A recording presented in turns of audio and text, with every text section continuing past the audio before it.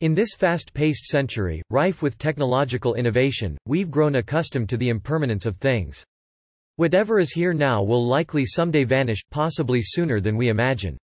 Movies and music that once played on our VCRs and stereos have given way to infinite choices in the cloud. Cash currency is fast becoming a thing of the past. Cars will soon enough be self-driving. Stores where you could touch and feel your purchases now lie empty as online shopping sucks up our retail attention.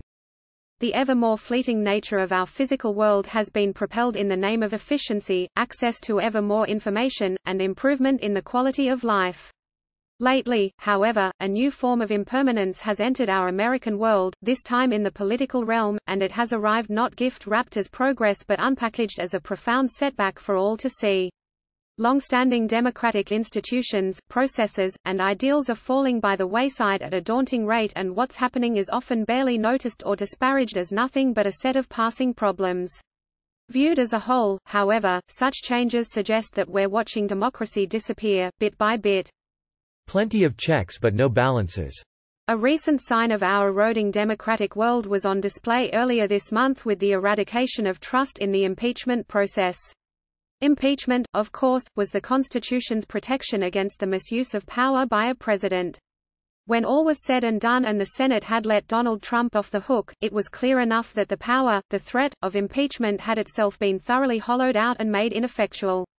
On both sides of the aisle, senators agreed that the president had erred.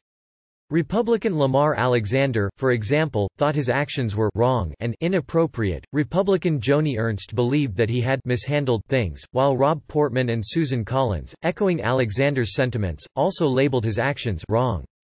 It made no difference. The four of them, like all the other Republican senators except Utah's Mitt Romney, had, to say the least, no appetite for removing their party's president from office. But the real lesson the country should have taken home was this: in the future, it would be foolish to place the slightest hope for protecting democracy in the process that Founding Father James Monroe once described as the mainspring of the great machine of government. Today, no matter the facts, impeachment is dead in the partisan waters, an historical anomaly that's long outlived its time. The failure of impeachment also brought to light the weakness of the constitutional principle of checks and balances.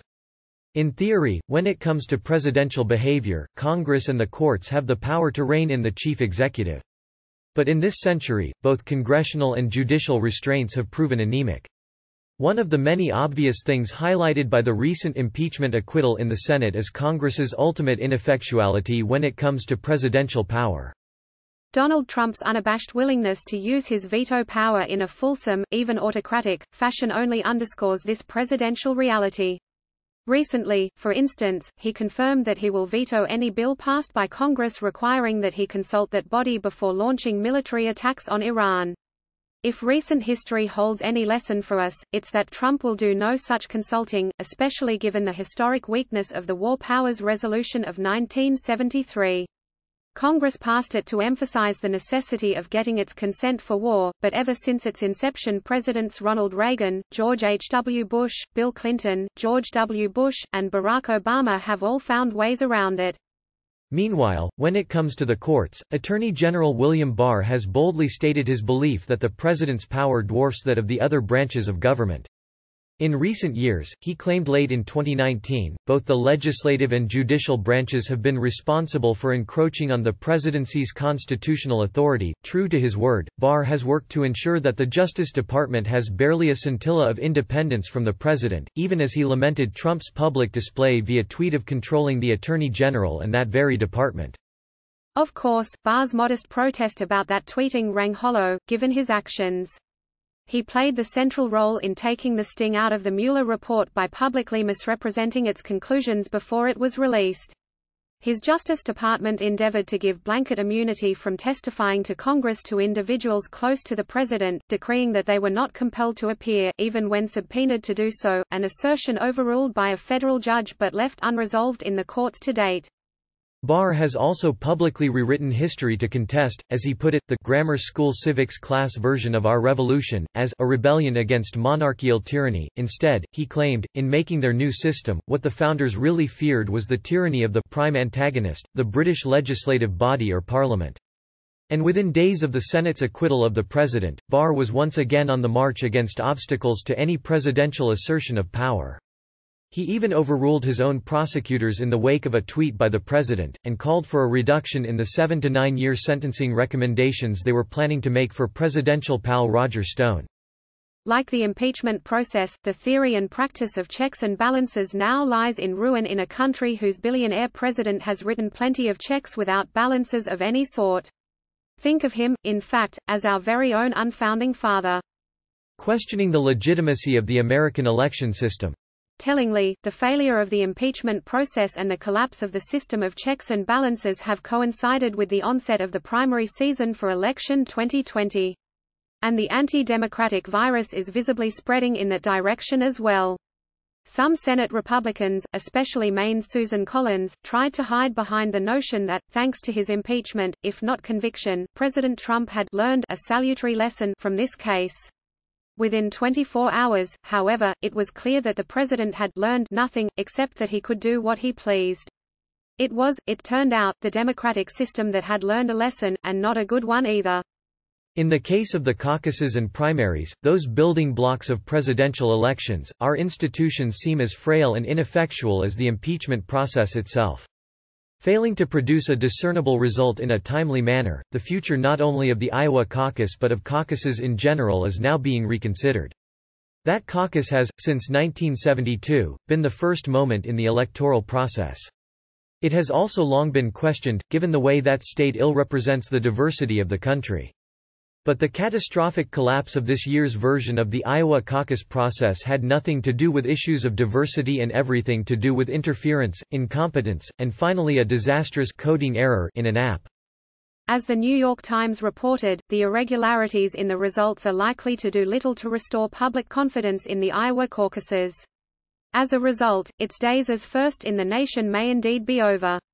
In fact, caucuses in general may be headed for the graveyard.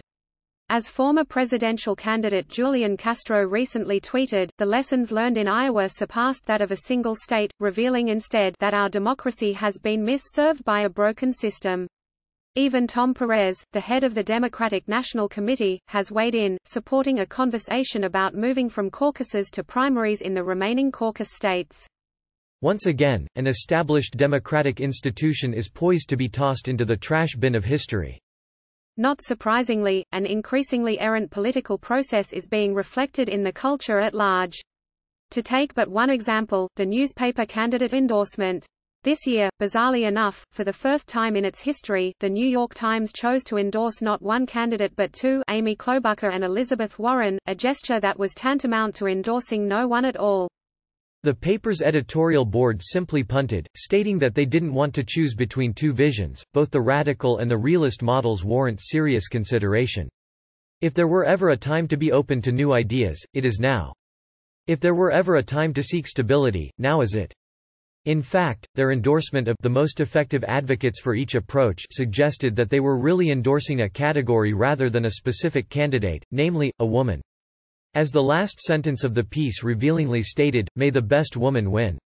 The Boston Globe promptly followed suit, rejecting the very idea of a candidate endorsement, despite a 200-year history of providing them. The Globe's editorial board argued instead that the first two states in the primary season, Iowa and New Hampshire, were insufficiently diverse to justify their position in the order of primary states.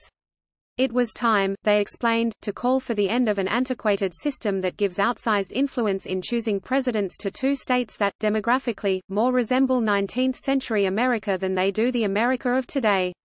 Essentially, they did what the New York Times had done. They chose to take a stand on an issue rather than on a candidate. Are endorsements, too, no longer a piece of the disintegrating American political process?